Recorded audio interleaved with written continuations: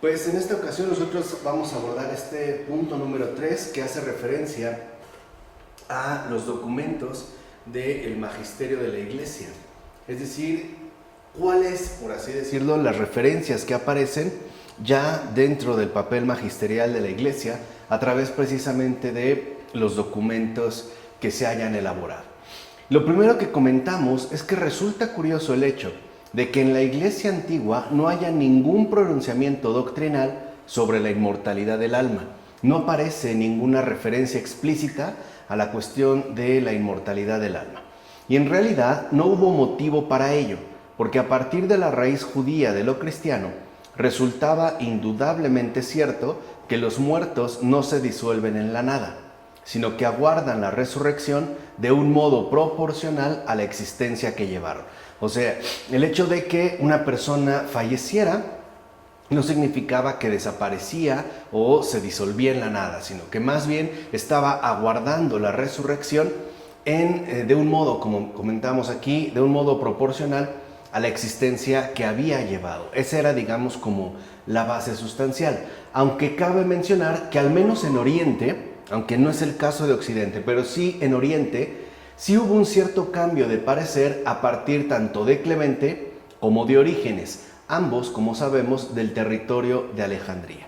En efecto, para estos dos maestros, la situación de los difuntos sigue siendo una situación intermedia, o sea, todavía se colocan dentro de esta concepción de situación intermedia, lo cual establece que el tipo fundamental de fe judía, comunitaria, experimente ciertos desplazamientos sin que por ello el marco judío de comprensión, o sea, digamos, la referencia inteligible que daba sustento a la comprensión con respecto a la situación intermedia, se anulara por completo.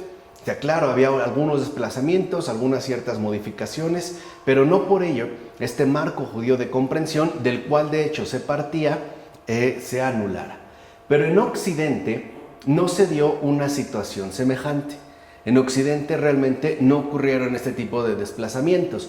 En general, habría que decir que muy de acuerdo con la tradición judía, de hecho podemos decir que en permanencia de continuidad, en Occidente se continuó distinguiendo entre la suerte de los mártires y la de los demás difuntos. Por supuesto, en este caso, la gloria definitiva, o sea, ya la victoria finalmente alcanzada de una vez y para siempre, se atribuía a los mártires, lo cual no necesariamente desplazaba a los demás difuntos del panorama de resurrección. Simple y sencillamente se ponía un énfasis en que los mártires alcanzaban de inmediato la gloria definitiva.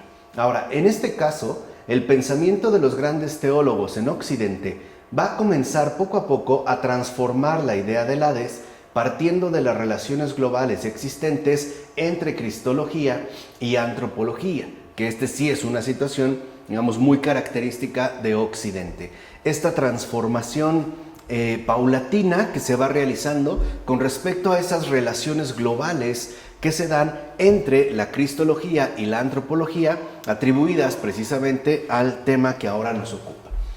Así pues, podemos decir que de manera gradual se irá levantando poco a poco, con más precisión, el punto central de la profesión de fe cristiana, y es la fe en la resurrección de la carne.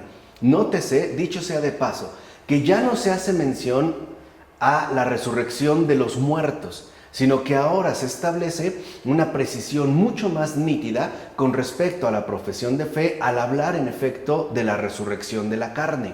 De ella hablan, por ejemplo, todos los símbolos y reglas de fe de la naciente cristiandad, como por ejemplo aparece en el símbolo niceno y en el constantinopolitano. En consecuencia, puede decirse entonces que a diferencia de Oriente y también de Egipto, en Occidente no se habla de la resurrección de los muertos, sino de la resurrección de la carne. Ahora, ello se debe a que se sigue de cerca la terminología judía de la resurrección, para la que la antigua fórmula toda carne, como aparece por ejemplo en el Salmo 136 y en el Salmo 25, o en Jeremías en el capítulo 25, el capítulo 31, o el Salmo 65, versículo 3, hace referencia a toda la humanidad en su conjunto. De tal manera que la cuestión en Occidente se aborda desde una panorámica en realidad global. Es decir, cuando se habla de la resurrección de la carne, esta expresión de la carne es porque se entiende como una referencia concreta a toda la humanidad en su conjunto. Pero esto también significa que al mismo tiempo, en Occidente se sigue con fidelidad el influjo de la teología joánica, como nosotros lo podemos ver, por ejemplo, en el caso de San Justino o bien de San Ireneo. De manera que en la expresión resurrección de la carne no se piensa primordialmente en la corporeidad, como podría ocurrir, por ejemplo, cuando se hablaba de la resurrección de los muertos. ¿Qué sucede en este caso con el difunto? Sino que más bien con esta expresión se piensa en la universalidad de la esperanza que contiene la resurrección. De tal manera que hablar, por ejemplo, en términos específicos de resurrección de la carne, apelaría sin lugar a dudas a toda la totalidad del hombre, es decir, tanto en su integridad personal como en su dimensión colectiva, de tal forma que esta universalidad queda referenciada a partir precisamente de la apelación a la carne. Ahora, en este caso, la universalidad de la esperanza en la resurrección incluye, por tanto, el todo de la criatura. O sea, se entiende pues el cuerpo, su dimensión material, pero también su alma, o sea, su dimensión inmaterial. Y que de hecho será llamada carne por resaltar el contraste con Dios, que se haría referencia a Dios en tanto espíritu. De tal forma que esta universalidad de la esperanza en la resurrección hace referencia a la totalidad de la criatura humana, que en efecto será llamada carne en este contraste con Dios. Por ejemplo, cuando se habla de que el Verbo se hizo carne, se entiende con ello que en efecto Dios mismo ha tomado la forma humana, o sea, ha adquirido la realidad humana en toda su expresión, o sea, en toda su globalidad. De tal forma que, como se puede ver, por ejemplo, en las definiciones de fe, en los símbolos de fe de los primeros tiempos cristianos, la referencia a que Jesús es verdadero Dios, pero también verdadero hombre, se refiere a que Jesús ha tomado carne, o sea, que se ha hecho carne, tal y como ha quedado señalado en el Evangelio de San Juan. Entonces decíamos que en Occidente precisamente se mantiene una permanencia de continuidad, una fidelidad, sobre todo a partir de la teología joánica.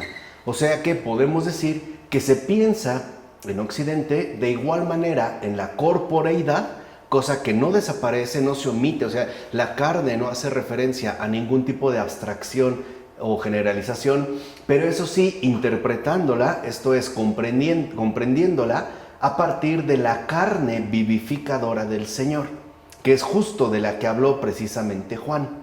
Así pues, en los primeros siglos de cristiandad, lo que ocurrió en verdad fue lo siguiente: se aumentó la comprensión de vida que tenía el mundo de entonces, lo cual quedó expresado finalmente en el credo cristiano con toda su exigencia fundamental. Pues bien, esto es con respecto a la antigüedad, pero al finalizar la Edad Antigua, ante todo debido a la oposición dada contra la corriente origenista de la teología, la polémica se simplifica y se hace, por así decirlo, más tosca. Pierde, digamos, en la profundización que se había alcanzado y se va en efecto volviendo, por así decirlo, más tosca. Lo que entonces se discute es qué materialidad tiene el cuerpo resucitado y por ende cuál tiene que ser su relación con el cuerpo terreno. De tal manera que en este caso, ya hacia el final de la Edad Antigua, lo que vemos es que el enfoque de comprensión que ahora se dirige a la cuestión de la corporeidad se ha vuelto precisamente más tosco, en el sentido de que ahora lo que entra, digamos, como tema central de la discusión es la materialidad del propio cuerpo terreno y su respectiva identidad o vinculación con el cuerpo resucitado, cosa que, como vimos al principio, no aparecía. De hecho, en los inicios, lo que vemos que es fundamental de destacar es que la carne apela, en efecto, a toda la humanidad y por ende despliega una esperanza de alcance universal para todo hombre. Pero hacia el final de la Edad Antigua, esta profundización que se había logrado se empieza a volver más tosca y empieza a hacer una referencia mucho más concreta a la cuestión de la materialidad. O sea, ¿cuál es realmente la materialidad o la corporeidad que se mantiene en el caso del cuerpo resucitado en relación, en efecto, con el cuerpo terreno? Y dicho sea de paso, el lenguaje que se utilizará a partir de entonces, es decir, ya hacia el final de la Edad Antigua, para poder abordar estos nuevos planteamientos o estas exigencias de comprensión, de igual manera se va a hacer más tosco, o por precisarlo de una manera mucho más definida, podemos decir que se va a hacer más drástico. Se empieza a volver más rígidos los términos empleados para abordar esta cuestión. Así vemos como, por ejemplo, la Fides Damasi, que es probablemente escrita en el sur de las Galias a finales del siglo V, dice lo siguiente: limpios nosotros por su muerte y sangre, creemos que hemos de ser resucitados por él en el último día, en esta carne en que ahora vivimos.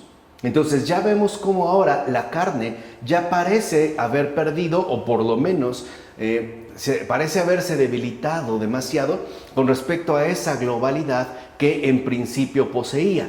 Porque el hecho de que se refiera a esta carne en la cual ahora vivimos parece acotar su implícita significación.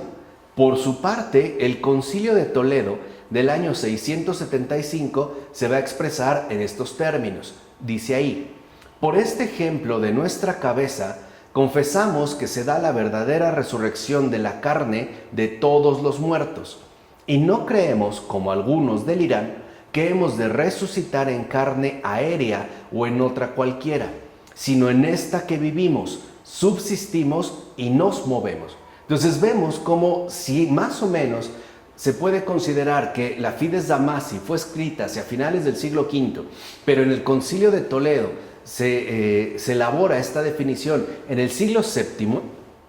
Vemos cómo otra vez el énfasis se coloca sobre la subsistencia que permanece entre el cuerpo resucitado y el cuerpo terreno.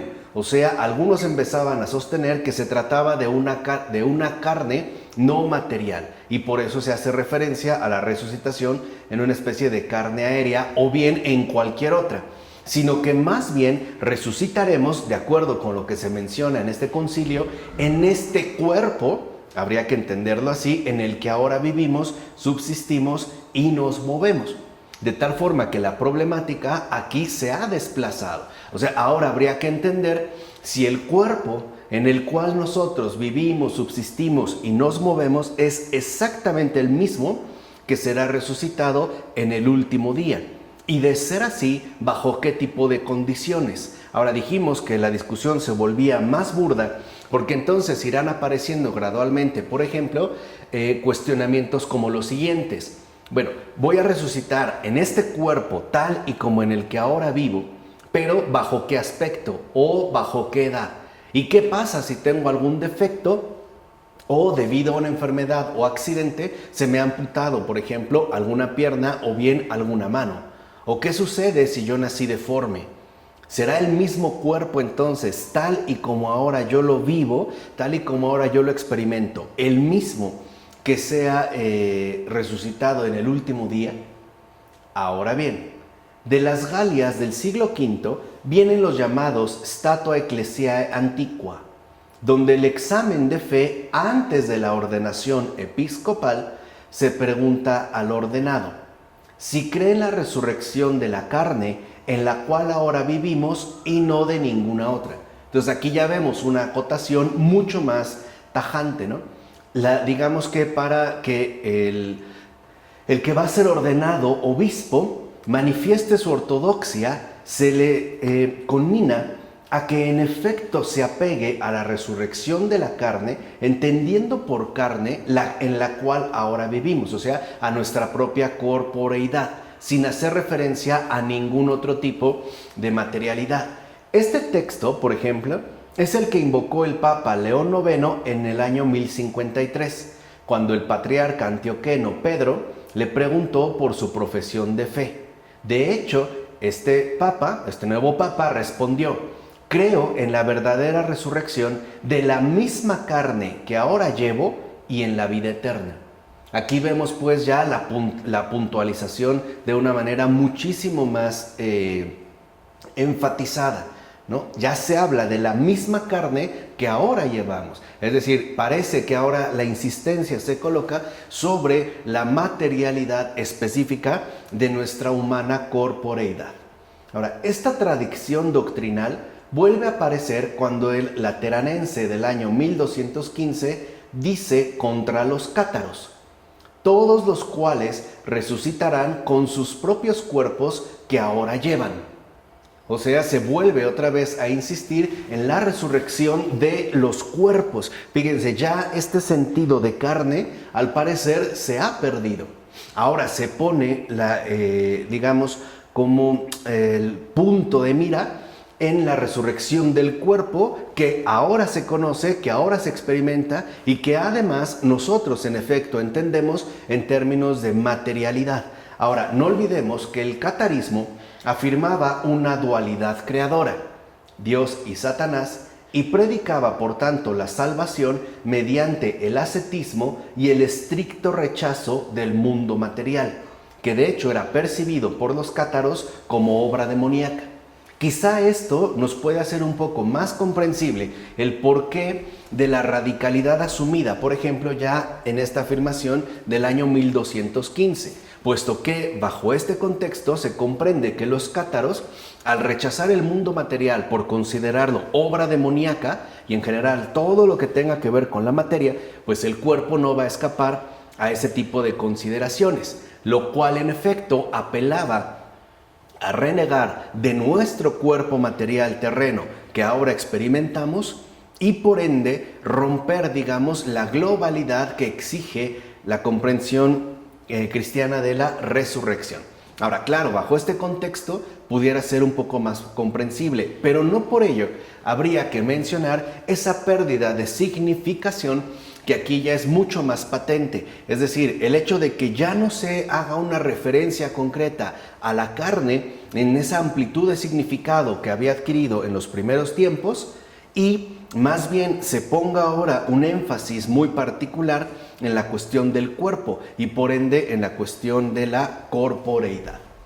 Ahora bien, aparece un nuevo estadio del desarrollo doctrinal eclesiástico con la bula dogmática Benedictus Deus, que fue publicada por el Papa Benedicto XII el 29 de enero de 1336. No estamos hablando casi de un poco más de un siglo por delante. El Papa dice ahí que las almas de los difuntos que no estén ya necesitadas de purificación no tienen que esperar en una situación intermedia después de la pasión, muerte y ascensión de Cristo, sino que, literalmente, están y estarán en el cielo, aún antes de la reasunción de sus cuerpos y del juicio universal. O sea que, en este caso, a partir de esta bula, la situación intermedia empieza a perder como un papel fundamental y ya se hablaría de una especie de vida celestial adquirida de inmediato, o sea, a partir de la propia defunción, o sea, a partir de la propia muerte, de tal manera que bajo esta bula ahora no es tanto el cuerpo lo que interesa, sino que al parecer se le da un peso mayor al alma y por tanto al estado beatífico que de una u otra manera ha sido capaz de alcanzar, es decir, al hecho de ya no estar necesitada de purificación. Pues bien, lo que nos preguntamos entonces es, ¿cómo se llegó a este último enunciado? ¿Cómo entronca con la herencia de la Iglesia antigua? O sea, realmente, ¿de qué manera se puede establecer una línea de continuidad entre la Iglesia antigua y esta bula papal?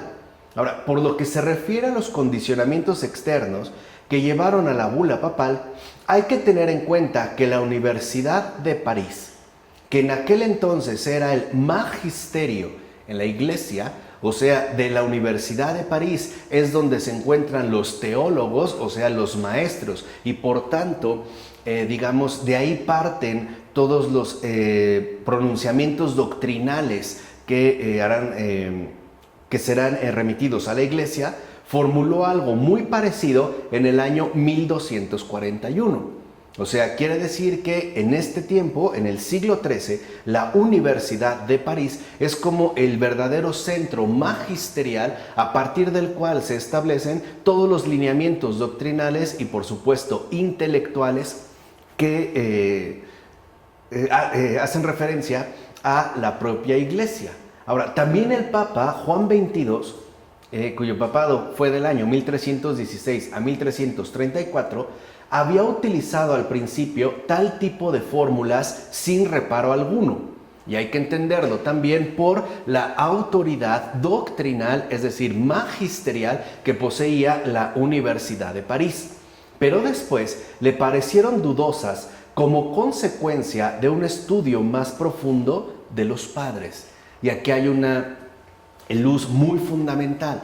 No necesariamente el ámbito magisterial de la Universidad de París representaba al 100% la verdadera ortodoxia. El Papa Juan XXII, en efecto, se da cuenta de ello a partir de remitirse de nuevo a los padres y recuperar esa tradición viva de la cual él, en efecto, constituye un paso más de continuidad.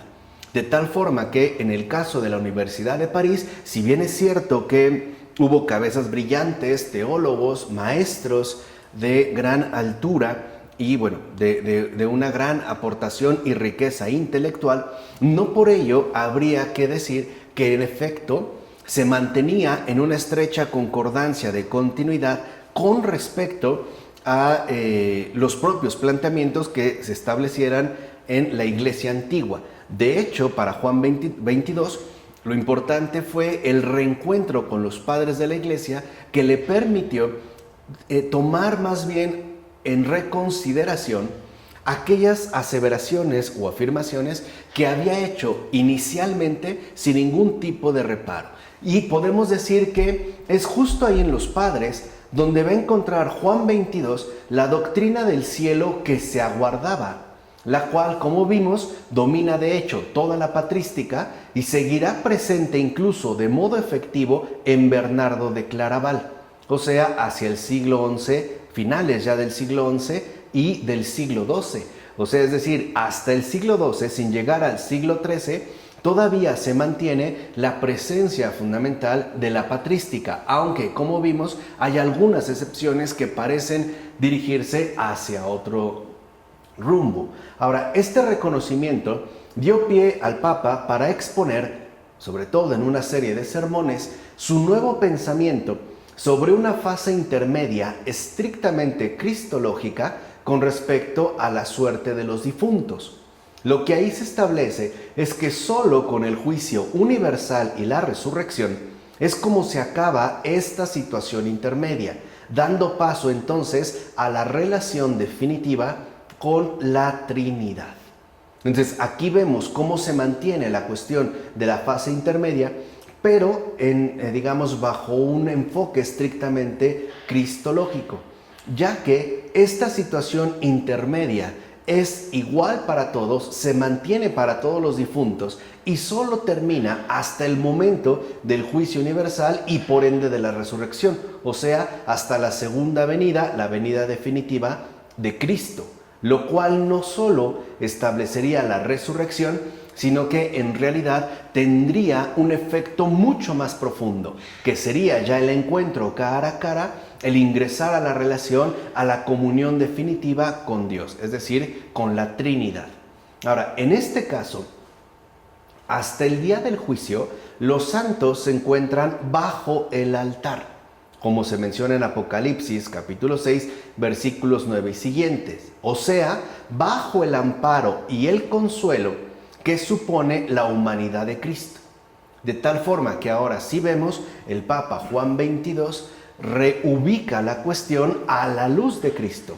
De tal manera que la situación intermedia remitida a la condición corporal del difunto, es decir, del ser humano, queda en efecto como desplazada por el énfasis colocado en el propio Cristo, en el hecho de estar bajo el altar. Ahora, entiéndase que en este caso los santos no son entendidos como quizá hoy en día nosotros suponemos, aquellos que han hecho precisamente milagros o han sido reconocidos de una manera notoria, sino más bien aquellos que en efecto se encuentran bajo el amparo y el consuelo de Cristo debido a su propia humanidad.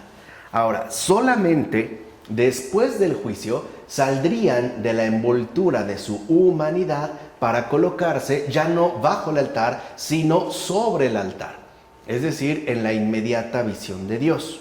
Ahora, tales ideas arcaizantes resultaban sumamente escandalosas para la conciencia general de la fe, pues ésta hacía tiempo que había cambiado. O sea, ya no parecía concordar de una manera nítida con respecto a los cambios que se habían experimentado en la conciencia general de la fe. Y tal escándalo, de hecho, fue aprovechado también políticamente. Ante todo, por los enemigos franciscanos del Papa que estaban instalados en la corte de Luis de Baviera en Múnich, los cuales, al ser capitaneados por Guillermo de Ockham, acusaron al Papa de herejía. Entonces ahí también se dio una disputa, pero más bien de calado político. Ahora, cabe mencionar que en su lecho de muerte, el Papa Juan XXII se retractó de sus opiniones, formulándolo todo de nuevo con cautela. Pues bien, el documento papal de 1336 representa indudablemente un distanciamiento con respecto a los padres. Esto es indiscutible. Pero al juzgarlo debidamente, no se puede ignorar que el fondo del enunciado se apoya en la cristología, siendo en realidad una explicación de lo que significa la ascensión de Cristo, lo cual pretende desvelar al mismo tiempo el sentido de la pasión de Cristo manifestado justamente en la ascensión. De ahí que entonces la pregunta importante es, ¿qué significa ascensión? Según este texto, la ascensión del Señor es esencialmente un acontecimiento histórico-antropológico. O sea, que la ascensión significa, en definitiva, que el cielo ya no está cerrado. Y que era, digamos, una de las precisiones que era muy importante de destacar. Es Cristo mismo el que ha abierto el cielo. Y precisamente lo ha abierto para toda carne, en tanto ha resucitado también con esa carne. O sea, también la resurrección de Cristo implica toda la dimensión humana que Él desde el principio adquirió. De tal forma que Cristo está en el cielo, quiere decir que Dios está abierto respecto al hombre. Ha aceptado al hombre. O sea, en cuanto perteneciente a Cristo y aceptado por Él. O sea, en tanto Cristo, siendo Dios, ha aceptado la carne. O sea, se ha encarnado. Que pasará por la muerte, eso es cierto, pero lo hará para que finalmente logre adentrarse en esa apertura a Dios. Esta es, digamos, como la dinámica central que aquí se va a exponer. Ahora, en este sentido, por ejemplo, la diferencia entre Benedicto XII y Juan XII radica ante todo en una asimilación diferente de la cristología. Es esto, en realidad, lo que marca la diferencia entre uno y otro. Lo cual significa, dicho sea de paso, que no se trata meramente de cuestiones doctrinales, sino de experiencias de asimilación dentro de un proceso intensivo de cristianización, es decir, de incorporación a la cristología. Recordemos que no se trata de una situación meramente intelectual, o sea, no estamos ante un esfuerzo intelectivo por tratar de pulir u ofrecer, digamos, la mayor precisión conceptual posible, sino que se trata de poder formular y articular una experiencia real de incorporación, es decir, de auténtica cristianización, lo cual en efecto no expresa de un modo exclusivo un mero posicionamiento doctrinal, sino que sobre todo hace referencia a la manera en la cual asimismo los que han sido llamados por Cristo están asimilando la realidad de Jesús, ¿no? Esto también creo que vale la pena mencionarlo. Así pues, los textos de los siglos XIII y XIV implican que la vinculación hasta ahora más o menos determinada entre los enunciados judíos de la época intertestamentaria y la profesión de fe en Cristo llega a adquirir poco a poco una formulación mucho más clara y certera cristológicamente. No doctrinalmente, sino cristológicamente, es decir, basada en la vivencia real del cristiano. Ahora, ciertamente, sigue manteniéndose una forma de situación intermedia, pero será entendida a partir de la marginación de las ideas relacionadas con el Sheol. Aquí sí se da una marginación con respecto a un punto de referencia de comprensión proveniente de la tradición judía. Y es aquí donde aparece, por ejemplo, el purgatorio, que no hacía una referencia directa, o no aparece, digamos, como una referencia nítida o de modo expreso en la cuestión del Sheol, el cual va a emerger como una realidad teológicamente clara, pues se define a partir de la exigencia cristológica de purificación. Entonces, el purgatorio, por ejemplo, en este momento aparece en efecto como una exigencia cristológica de purificación. Y dicho sea de paso, como todo esto que estamos mencionando, en particular esto último, ocurrió tras la separación de las iglesias orientales, se hace entendible que ya no se llegara en este punto a una idea común entre Oriente y Occidente sobre el tema, sino que en efecto a partir de entonces se empezaran a presentar posicionamientos divergentes tanto en Oriente como en Occidente, llegando quizá al extremo de no encontrar un punto de unificación entre ambas afirmaciones. Pues bien, lo que sucede es que se prescinde entonces de los lugares en que hasta ahora se pensaba que aguardaban los justos y los pecadores. Recuerden que esto es según la noción del Sheol, donde no se hace en principio una diferenciación estricta con respecto a lo que ocurre con los justos y los pecadores, sino que simple y sencillamente es el lugar, por así decirlo, al que se dirigen los que han muerto. Y se lo sustituye, esto sí, a la luz de la cristología de la ascensión por situaciones provisoriamente definidas. O sea, quiere decir que en este caso el purgatorio ya no queda restringido a una situación por demás definida, como por ejemplo parecía hacer referencia el Sheol, sino que se empezará a establecer una serie de situaciones cuya definición es de hecho algo provisorio, o sea, sería algo en todo caso no definitivo.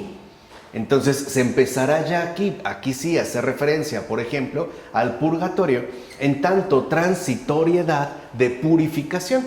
O sea, ya no sería pues una realidad muy concreta y definida, sino que el purgatorio tendría sobre todo la cualidad de ser algo transitorio en relación con la purificación exigida. Y ya no solo se va a hacer referencia de una manera ya más o menos definida en torno al purgatorio, sino también, por ejemplo, en torno al cielo y al infierno. ¿Qué ocurre? El purgatorio se considera, una situación de transitoriedad debido a la exigencia de purificación. El infierno ya entra en vigor para los condenados y el cielo es reconocido como esa apertura definitiva de Dios para los justos. Aquí entonces el Sheol prácticamente queda marginado y se empieza a hablar de cielo, infierno y purgatorio. Por tanto, podemos expresar lo anterior de la siguiente manera. Es decir, dijimos, debido a las exigencias cristológicas, que es lo que realmente está en juego, no solamente los posicionamientos doctrinales. ¿Qué entonces sería el cielo? Pues la plena comunión con Cristo. Esto es el cielo. De tal manera que el cielo ya puede comenzar para aquellos que en la tierra se han comprometido fielmente con Él y por ende, pueden gozar de esa apertura que Él ha realizado debido a su respectiva ascensión. Entonces la idea central es que aquí cuando se habla de cielo, no se habla precisamente de un lugar sumamente agradable o bonito para nosotros, sino que tiene que ver más bien el cielo con la plena comunión con Cristo, la cual también en efecto se empieza a realizar ya aquí en la tierra. ¿Qué sería por ende el purgatorio? Pues un defecto de comunión con Cristo. O sea, el hecho de no haber ingresado en plenitud a esta comunión. Y es justo por ese defecto de comunión con Cristo por lo que se haría palpable una exigencia de purificación. Ahora, ¿qué es el infierno? Pues el rechazo total de la comunión con Cristo. Ahora, esta comprensión cristológica de fondo se sigue manteniendo vigente, puesto que el infierno es, ese rechazo total de la comunión con Cristo, de tal manera que tal rechazo no permite la ascensión a su plena comunión, es decir, no permitiría en efecto el ascenso al cielo. Es más, ni siquiera al hacer mención del infierno en estos términos, ni siquiera se haría o se abriría una mínima posibilidad para el purgatorio, puesto que el purgatorio tiene como propósito la purificación de estos defectos, de tal manera que en realidad el purgatorio apunta al cielo. Por eso es que el infierno ni siquiera se abre al purgatorio, ¿no? En tanto sería el rechazo total de la comunión con Cristo. Entonces, vemos pues cómo lo provisional se anuda ya con lo definitivo con vistas al juicio final. O sea, podemos decir que en este caso la vida del hombre en la tierra ya queda vinculada a eso definitivo que en efecto será expresado en el juicio final. O sea, la totalidad de la realización por Cristo, con Cristo y en Cristo. Entonces, el juicio final, dentro de estos planteamientos, me voy a regresar a una diapositiva, tendría que ver con la manifestación a la luz de la verdad de nuestra relación con Cristo. Es decir, si en efecto apuntamos a la plena comunión, o bien nos encontramos en un defecto de comunión, o bien nos perdimos en un rechazo total de dicha comunión. De tal manera que entonces el juicio final también no hace referencia a la existencia terrenal del hombre a solas, sino que el juicio también remite al propio Cristo. Ahora bien, Lutero se distanció por completo de la idea de la inmortalidad del alma y más bien cargó el acento en la resurrección. Pero, por otra parte, de igual manera atacó drásticamente esta idea de transitoriedad, provisionalidad. O sea, en pocas palabras, Lutero no estaba de acuerdo con la idea del purgatorio, ¿no? Y tampoco con la idea de la inmortalidad del alma. Ahora, en contra de los escolásticos, entiéndase, ¿no? Los profesionales del pensamiento, los miembros sobre todo de la Universidad de París, por ejemplo, Lutero, a propósito de la historia de Lázaro, afirma totus Abraham, o sea, todo el hombre tiene que vivir. Curiosa alma ha de ser, dice Lutero, que si estuviera en el cielo, estaría deseando el cuerpo. Entonces, para Lutero, no es aceptable el hablar de la inmortalidad del alma, puesto que para Lutero, esta alma sería algo extraño si es que al estar ya en el cielo estuviera anhelante de su cuerpo.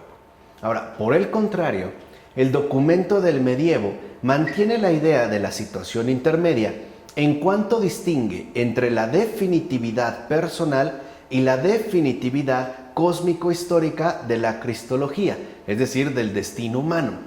Quiere decirse que en este documento que nosotros hace rato comentamos, la idea de la situación intermedia, por un lado, mantiene, o sea, se toma en serio la vida del hombre en la tierra, o sea, la definitividad personal, que será medida en relación con la comunión con Cristo y por ende también su respectiva repercusión en el juicio final.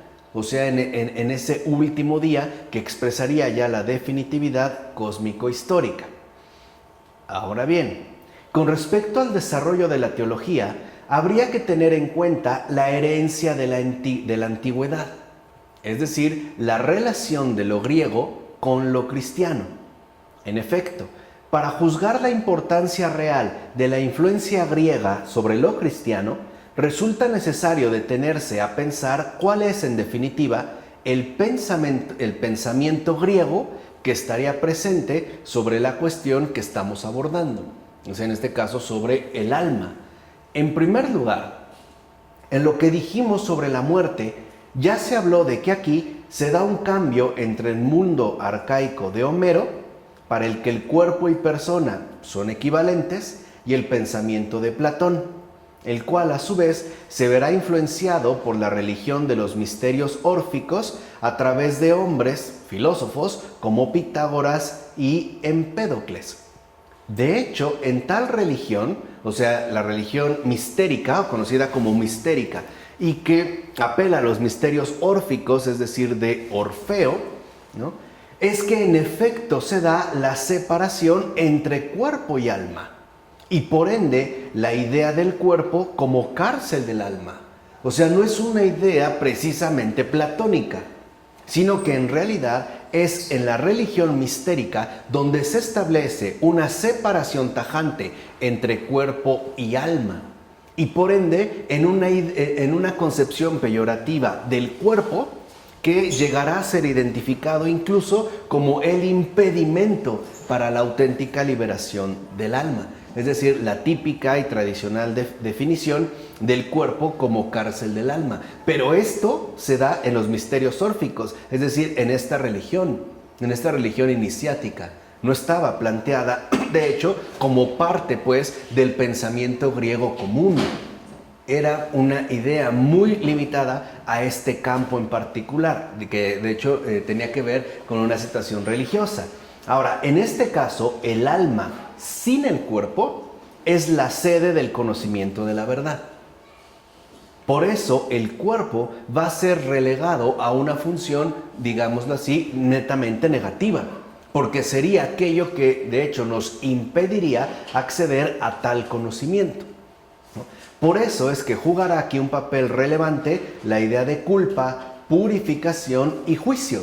Es decir, en los misterios órficos, en la religión mistérica, todo ello va a quedar conjugado dentro de los ritos iniciáticos de tal religión, es decir, de la religión órfica. Entonces se reconoce una culpa, se apela a una purificación, liberación y también a un juicio, que en este caso correspondería con el acceso definitivo al conocimiento de la verdad sin el cuerpo, es decir, según o tomando en cuenta única y exclusivamente al alma.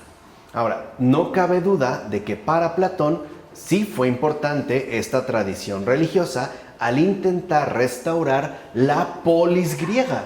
O sea, no porque se tratara de una idea en particular, ¿no?, interesante o sugerente, sino simple y sencillamente porque el verdadero propósito de Platón, como nosotros lo mencionamos ya en una ocasión anterior, consistía en llevar a cabo y posibilitar la restauración de la polis griega.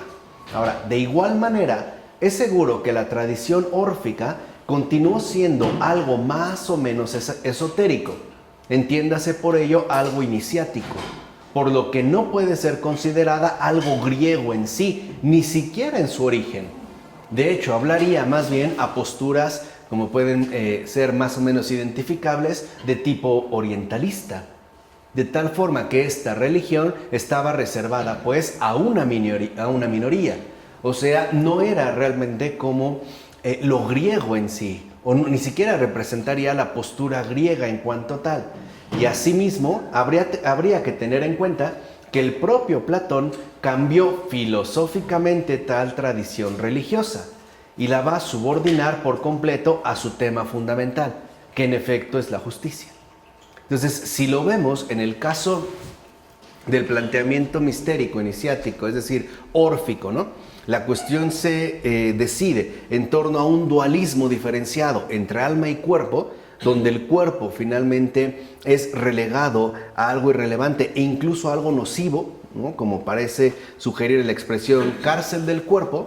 Platón, en efecto, va a retomar esta postura, pero la va a modificar filosóficamente en orden a la exposición de la restauración de la polis, es decir, de todo el Estado, por llamarlo así, griego, al cual pertenece. Y por ende, para Platón, esta cuestión tendrá que ver, a final de cuentas, con el tema fundamental que él desarrolla y que es justo el tema de la justicia.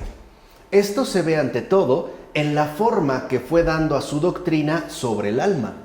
No sabemos que la obra de Platón es una obra de muy amplia extensión y por lo tanto también de una clara referencia cronológica. Es decir, las obras del joven Platón no necesariamente coinciden en planteamientos o en convicciones con respecto ya a las obras del Platón maduro. En efecto, por ejemplo, Platón ve en el hombre la actuación de tres cosas, que en muchos casos remite a un carácter animal con muchas cabezas. Animales mansos y salvajes, algo de león y el elemento humano, ¿no? Que es de acuerdo a la concepción antropológica que Platón desarrolla. Y a esto último, Platón lo llama el hombre interior. O sea, quiere decir que dentro del humano hay algo verdaderamente propio del hombre.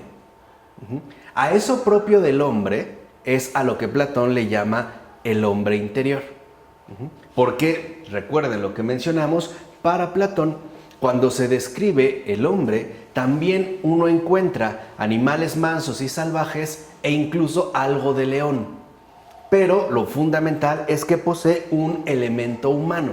Y es este elemento humano el que correspondería con el hombre interior, que de hecho veremos que es una expresión que vuelve a aparecer en Pablo, cuando habla en efecto del hombre interior, y que se remonta a Platón. Entonces, cuando Pablo habla del hombre interior, está hablando en los términos en los cuales Platón lo había hecho. Es decir, al hablar del hombre interior, se está hablando en específico del elemento humano que se puede encontrar en el hombre y que no coincidiría de manera plena con esa otra dimensión que parece tener más bien algo de animalidad. Ahora, estos tres aspectos del hombre en Platón se corresponden con las tres virtudes fundamentales: la sabiduría, la fortaleza y la prudencia, que también para Platón juegan un papel determinante en la constitución de lo humano. Y en cuanto a cualidades del hombre concreto, se encuentran también en relación con las antiguas tradiciones médicas que apuntan a su respectiva localización en el hombre corpóreo anímico, es decir, como una realidad integral. Pues bien, para Platón, lo importante consiste en reducir a unidad esta terna. O sea, si para Platón el hombre no es dual, sino que conforma una terna, lo más importante es que el hombre alcance la unidad de su dimensión, por así decirlo, ternaria. Eso es lo más importante. Incluso la correspondencia con las respectivas virtudes que nosotros hemos mencionado, las que hace rato nosotros dijimos, ¿no? La sabiduría, la fortaleza y la prudencia tendrían también que quedar unificadas a partir de la virtud cardinal y, por ende, la más importante, la justicia. Entonces, lo que le interesa a Platón es que de la complejidad, por ejemplo, que encuentra en el ser humano y que tiene su respectiva remitencia en el caso de las virtudes, lo que importa no es esta condición ternaria, sino su respectiva unificación. O sea, el hecho de que se logre alcanzar una unidad. Así pues, lo que realmente Platón busca es superar ese dualismo órfico. ¿Se acuerdan? Dijimos, ¿no?, de las religiones mistéricas, que establece una diferencia tajante entre cuerpo y alma, al grado de que el cuerpo es básicamente desechado, despreciado, y solo se exalta el alma. No, lo que busca Platón es justo superar ese dualismo órfico para poder acceder a la unidad íntima del ser humano, que es lo que a Platón le interesa. Ahora, ¿qué se entendería en Platón por unidad? Pues el reunir y purificar todas las fuerzas en la justicia, de tal manera que se apele a esta integración. Por tanto, de lo que se trata es de lo siguiente: criar y ennoblecer los animales mansos, impedir que crezcan los salvajes y convertir al león en cooperador de la unidad. O sea, en llevar a cabo un trabajo intensivo de purificación. Por ejemplo, como lo sugiere Platón, a través precisamente del ejercicio filosófico. Hoy nosotros hablamos, por ejemplo, en otros términos, pero no hemos perdido, por ejemplo, como esa intención integral de que hay algo en nosotros que necesita, por lo menos, ser corregido para que se pueda alcanzar, por así decirlo, esa armonía que hay en nosotros. A lo mejor algunos hablarán en términos más recientes de instintos, ¿no?, que apelarían a una dimensión animal, o bien a lo mejor algunos otros se sienten más cómodos hablando de deseos, o de deseos irracionales, o etcétera, pero que parecen, ¿no?, exigir una reorientación hacia una unidad ya purificada. Es decir, a que, en pocas palabras, se logren superar nuestros respectivos desórdenes. Ahora, pero también, por lo que se refiere a la relación entre cuerpo y alma, la meta última de Platón es, y cito literalmente lo que afirma en el Fedón, ¿no?, en la referencia 114 es esto: la integración de los elementos dualistas para formar la unidad en la multiplicidad. Eso es lo que le interesa a Platón. La formación de la unidad en la multiplicidad. De tal manera que no busca a la forma, por ejemplo, órfica, ¿no?, la amputación del ser humano, o sea, la separación tajante entre cuerpo y alma, sino más bien su verdadera integración, sin que por ello se renuncie o se repudie la multiplicidad a la cual de hecho y en principio pertenece. ¿Vale? Además, no está por demás mencionar que Platón reconoció conscientemente el misterio como misterio, que es una situación bastante digna de notar en el caso de Platón. De hecho, dice él, cierto que no honra a un hombre el pensar que todo ocurre precisamente como yo lo he expuesto. O sea, como nosotros ahorita lo hemos mencionado, ¿no?, de esta forma tripartita. Dice, pero me parece que está bien y merece la pena decir que esto o cosa parecida es que lo que tiene que pasar con nuestras almas y sus moradas. O sea, Platón no dice la cosa es así y se acabó. Más bien menciona que ahí hay algo que él ha tratado de expresar, ¿no?, que ha tratado de exponer, que le parece esencial, pero que no por ello se agota. O sea, para Platón, lo fundamental no está pues en la explicación dada, sino que remite a aquello de lo cual ha brotado el esfuerzo filosófico de explicación. O sea, para Platón es muy consciente de que lo que está haciendo es tratar de articular, expresar, ¿no?, un misterio, pero que no es la explicación la que lo ha agotado. Dice, no es esto precisamente, ¿no?, lo que tiene que ser. O sea, no se perdería, en efecto, el carácter de misterio. De fondo, pues, esto significa, incluso en Platón, que la inmortalidad del alma no es jamás un acerto puramente filosófico. O sea, no podemos reducir nuestra realidad anímica, o sea, la realidad del alma y su respectiva inmortalidad, a un enunciado filosófico, ni siquiera a un mero pronunciamiento doctrinal. Y este es algo que también tiene vigencia incluso para el propio Platón. En realidad, solo se pudo llegar a su consideración cuando al mismo tiempo entraba en juego una tradición religiosa con toda su autoridad que invitaba a tenerla en cuenta.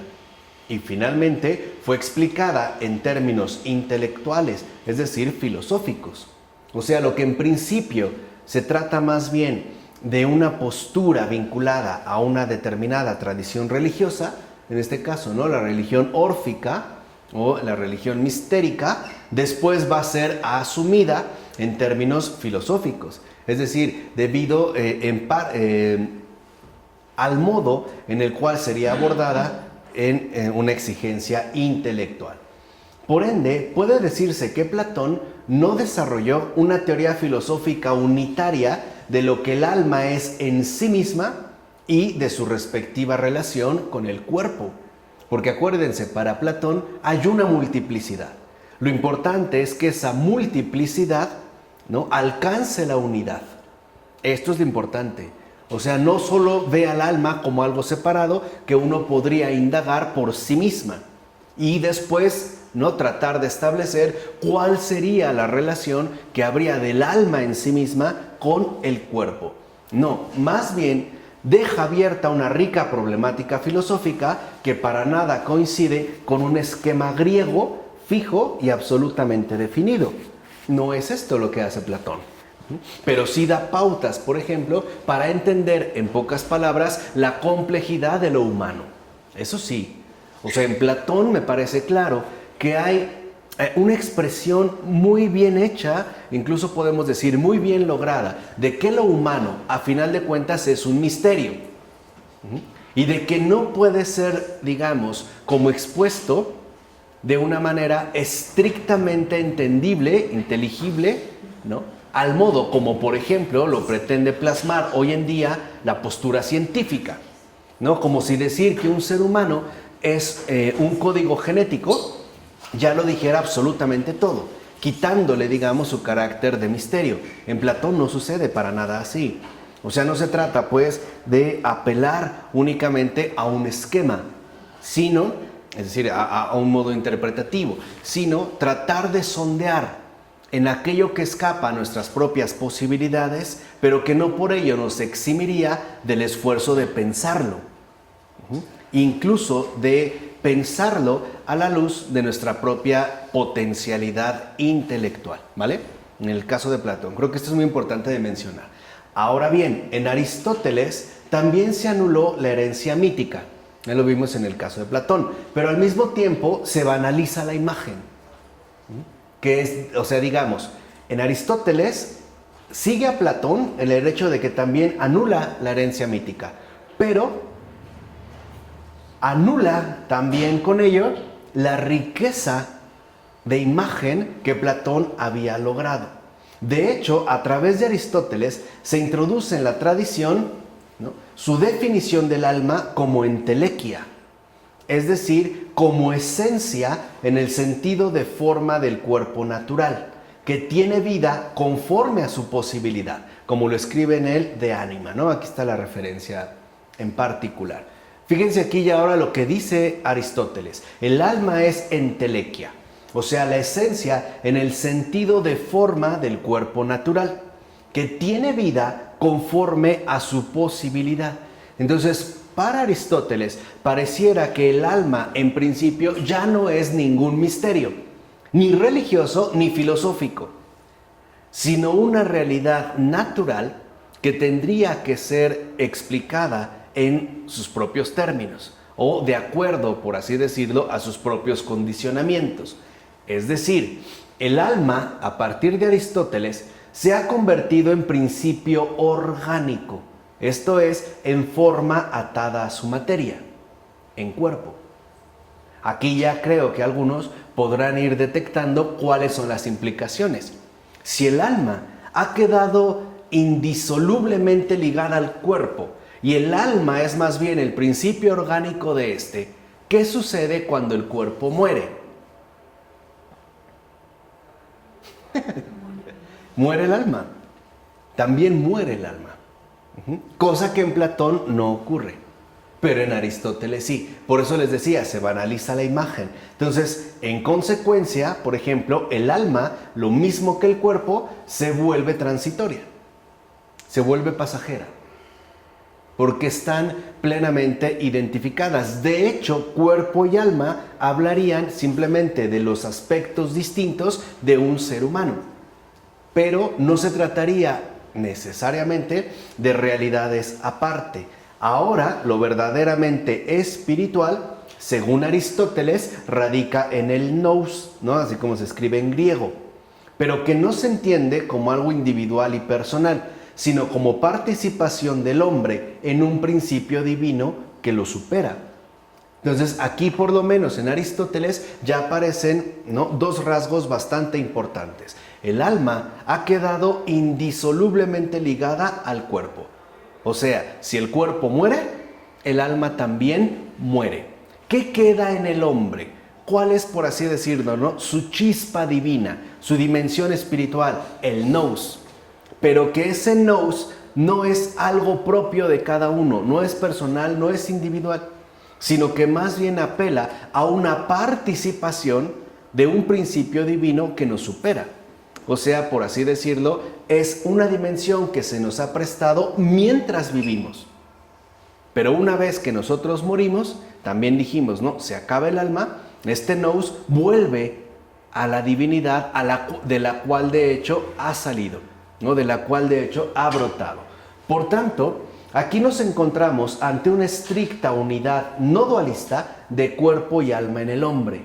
¿Cuál es la unidad? Digamos, la propia dimensión orgánica de un ser humano. Lo que hoy nosotros llamamos un ser vivo. Pero, si lo ven, ya más bien en términos biológicos. Digamos que esta concepción unitaria le quita el dualismo al hombre, puesto que, como lo veremos, se trata en pocas palabras de la cuestión de la forma y materia, que es una de las terminologías más esenciales del planteamiento filosófico de Aristóteles. El hombre es uno, como un ser vivo, y por ende se manifiesta en base a su forma y materia. De tal manera que no puede ser distinguible en él algo, por ejemplo, inmortal, en este caso el alma, como se venía sosteniendo, como todavía Platón lo ha realizado, sino que tiene que atenerse a la propia dinámica natural de su acontecer. O sea, en pocas palabras, como algo estrictamente, hoy nosotros diríamos, biológico. A ver, para que se entienda un poco de esta manera. Si hablamos de una manzana, Platón decía que su esencia, la idea, el eidos de la manzana, no era algo material, puesto que, aunque todas las manzanas desaparecieran de este mundo, la idea de la manzana seguiría existiendo. Por eso, para Platón, sí hay un dualismo entre lo corporal y lo no corporal, entre lo material y lo inmaterial, ¿de acuerdo? Aristóteles dice que no. Porque para Aristóteles no es que se trate de un dualismo, sino de una unidad que se expresa de modos diferentes. Por ejemplo, la forma de la manzana, la forma que tiene redondita, con su hojita, ¿no?, con su palito, etc., es inseparable de la materia a la cual pertenece. O sea, para Aristóteles no podemos pensar algo sin materia y por ende sin forma. De hecho, dirá Aristóteles, si yo muerdo una manzana, su forma también cambió. O sea, su esencia ha cambiado, cosa que para Platón no ocurre necesariamente, porque la esencia no se vería afectada en principio por la dimensión material, pero para Aristóteles sí. Entonces, lo que busca Aristóteles es tratar de explicarnos la transitoriedad de todo lo existente. ¿Sí se entiende esto? O sea, el hecho de que no haya algo ideal o inmaterial que se conserve, sino entender la dinámica transitoria, o sea, la temporalidad de todo lo que existe. Entonces, para Aristóteles, si me como toda la manzana, no solo me comí la materia de la manzana, también de hecho me comí su forma, que serían inseparables. Si yo agarro plastilina, ¿qué forma le puedo dar? Muchas. Pero lo hago porque la forma está vinculada a una materia. Pero yo no podría hacer una forma sin plastilina. ¿Se entiende? O sea, no, o sin cera. La necesito, y es lo que dice Aristóteles. No podemos nosotros pensar en términos distintos, lo material y lo inmaterial, sino que más bien van juntos, ¿vale? Ahora sí se entiende, para que vayamos adelante. Ok, pero al mismo tiempo aparece un principio espiritual impersonal que, por así decirlo, irradia hacia el interior del hombre, pero que no le pertenece en tanto persona. ¿Cuál es este principio espiritual impersonal? El nous. Como que irradia, ¿no?, mientras vivimos, pero al morir, ese principio espiritual no era mío, no me pertenece. Simple y sencillamente retorna a la fuente de la cual ha emergido. Ahora bien, si nos fijamos en el gran renovador de la filosofía platónica del siglo III, es decir, Plotino, no encontramos nada que corresponda al esquema doctrinal corriente de los griegos. De hecho, vimos cómo incluso, por ejemplo, Platón y Aristóteles no ejemplificarían lo griego en sí, puesto que sus posturas, a final de cuentas, son muy distintas entre sí. No sería como un modelo. Lo que sí podríamos hablar es de lo griego en tanto está madurando y avanzando en su respectiva consolidación, al grado de que aún en el siglo III, o sea, más o menos 800 años después de Platón, aparece un Plotino. Y para Plotino, todo el mundo se compone de tres sustancias: el uno, el nous y el alma. Fíjense, ese es de acuerdo para Plotino, ¿no? Lo que está conformado todo el mundo. Tres sustancias: el uno, el nous y el alma. Ahora, esta doctrina trisustancial condensa su cosmología y su teología. Es la llamada Trinidad neoplatónica. Plotino es, digamos, el gran fundador de la postura neoplatónica. Ahora lo va a presentar de un modo trisustancial y como tal también va a abarcar su antropología. Vean cómo lo expone, por ejemplo, Plotino. Si el alma mira hacia abajo dentro del proceso cósmico descendente, se multiplica en el espejo de la materia. Y cuanto más mire hacia abajo, más se olvidará de su unidad. Entonces, lo importante en Plotino es el uno. Es la unidad indiferenciada. Ahí no hay esto y aquello, sino que todo es uno. Pero si el alma, en lugar de mirar hacia arriba, de elevarse a esta desindividuación, a esta unidad, se mira hacia abajo o desciende, lo que ve es la multiplicidad de la materia. Ahí estaría, digamos, como esta referencia. Y mientras más nosotros descendamos hacia lo material, más nos vamos a perder en la multiplicidad. Por el contrario, más nos vamos a olvidar de la unidad. Ahora, cuanto más se aparta de esa mirada, con tanta mayor fuerza se distancia de la vacía apariencia de los reflejos, o sea, de la multiplicidad, es decir, de lo material. Y por tanto, es así como encontrará la unidad, la realidad y, en definitiva, la divinidad. Entonces, lo que vemos es que la divinidad es ese uno en Plotino, que no tiene nada que ver con la multiplicidad y tampoco, por ende, con nada de lo material. Ahora, ¿cómo se alcanza ese uno? ¿Cómo se alcanza la divinidad? Pues a través precisamente del intelecto. Se trataría de una elevación intelectual. Mientras más nos elevemos, de hecho ese es el camino gnóstico, no, esa es la gnosis, mientras más nosotros nos elevemos de la materialidad para alcanzar esa intelectualidad pura, más entonces entraremos a formar parte de la unidad y por ende de la divinidad. Pero esa divinidad, unidad, es justo la que anula la apariencia de individualidad.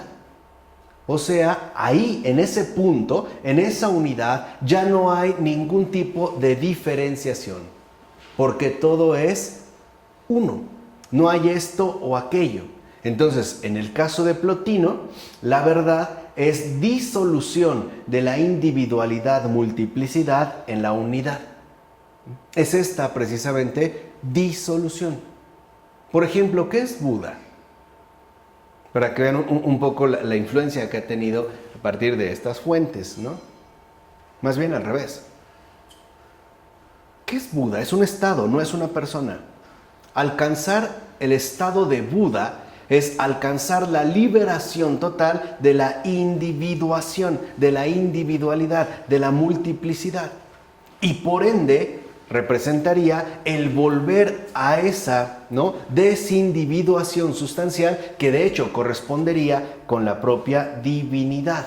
Ahora, lo confuso que estaba el panorama sobre el tema del alma, podemos verlo, para finalizar este recorrido, en un texto de Orígenes donde elabora un comentario al Cantar de los Cantares.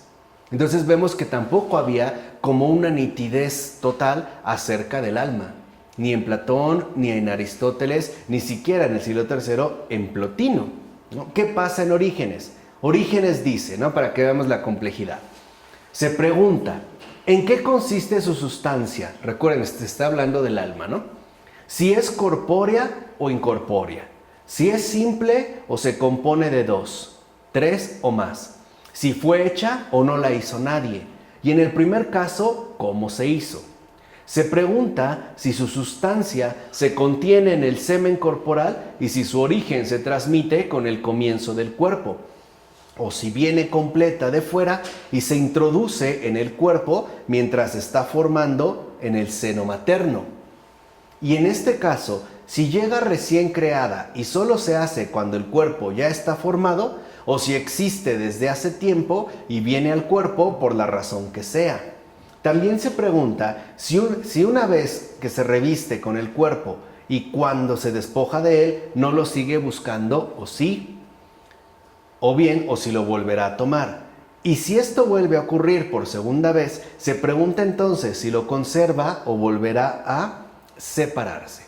Entonces, lo que vemos es que dentro de este panorama, la cuestión del alma no quedaba, por así decirlo, estrictamente definida, sino que más bien se hacía referencia a una problemática que había causado verdaderos atolladeros, ante los cuales no había resultado para nada fácil el poder alcanzar una verdadera respuesta, ¿no? Acuérdense, en este apartado nosotros abordamos la cuestión de los documentos magisteriales de la Iglesia y cómo no hubo en el principio un pronunciamiento doctrinal definido, claro, concreto, con respecto a tal tema.